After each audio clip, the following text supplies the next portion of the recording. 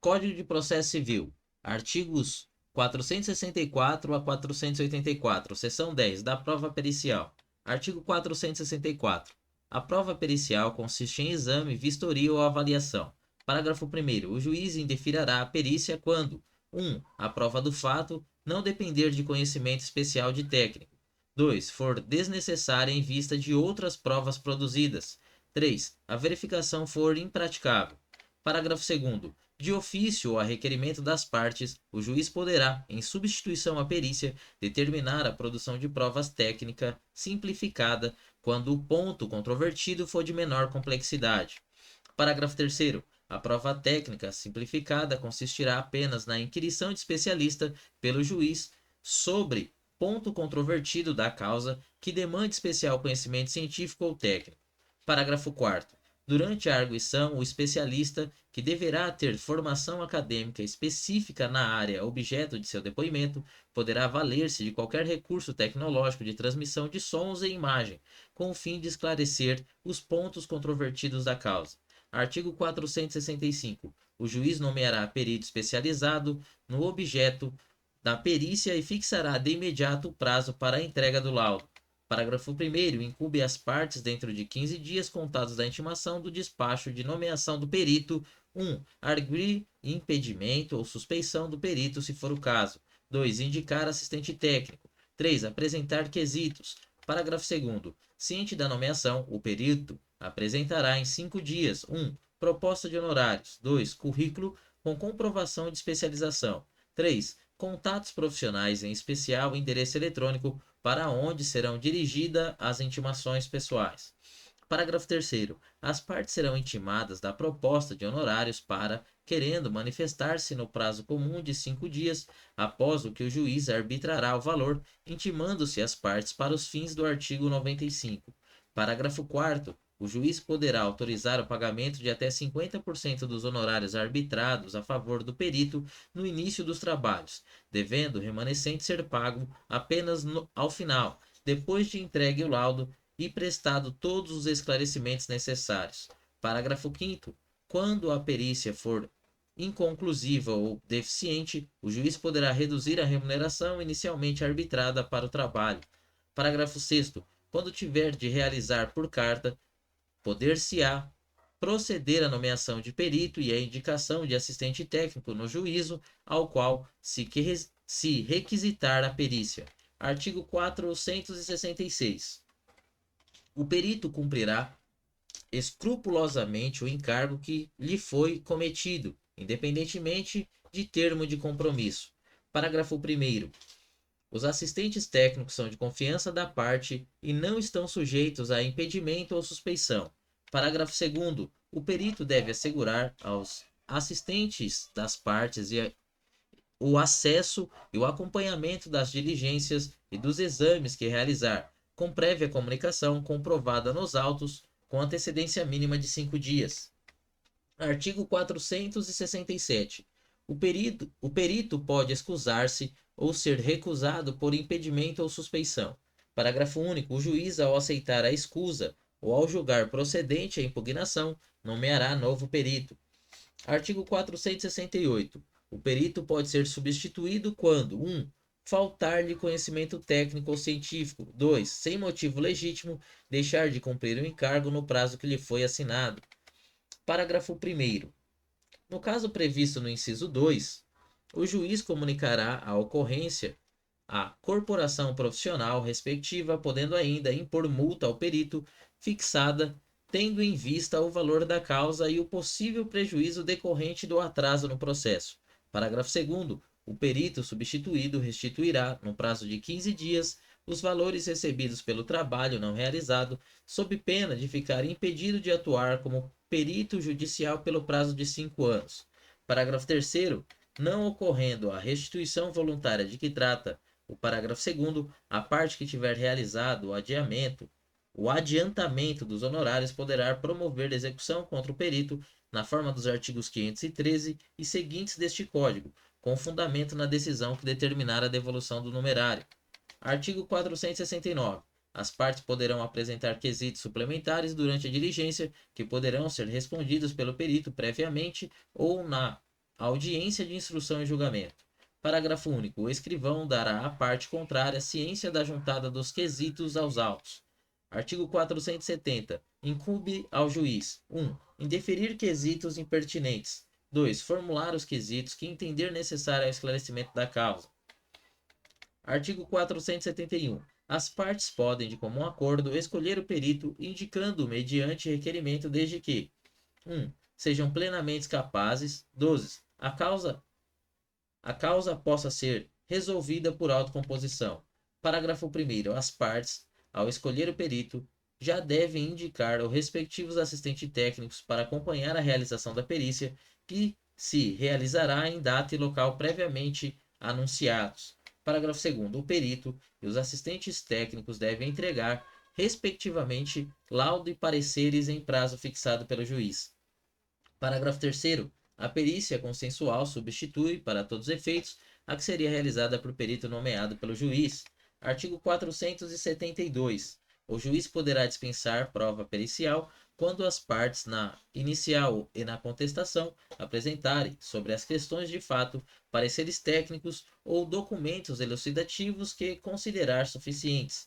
Artigo 473. O laudo pericial deverá conter 1. A exposição do objeto da perícia. 2. A análise técnica ou científica realizada pelo perito.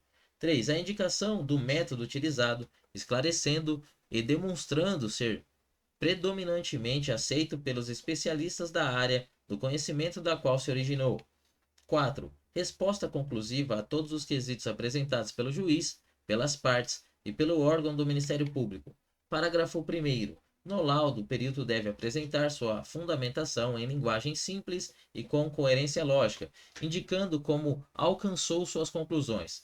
Parágrafo 2º. É vedado ao perito ultrapassar os limites de sua designação, bem como emitir opiniões pessoais que excedam o exame técnico ou científico do objeto da perícia. Parágrafo 3º.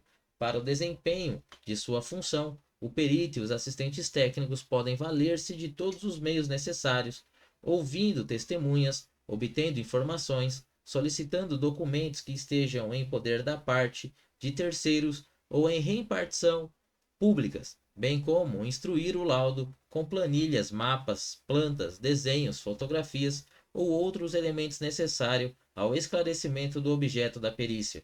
Artigo 474. As partes terão ciência da data e do local designados pelo juiz ou indicados pelo perito para ter início à produção de prova.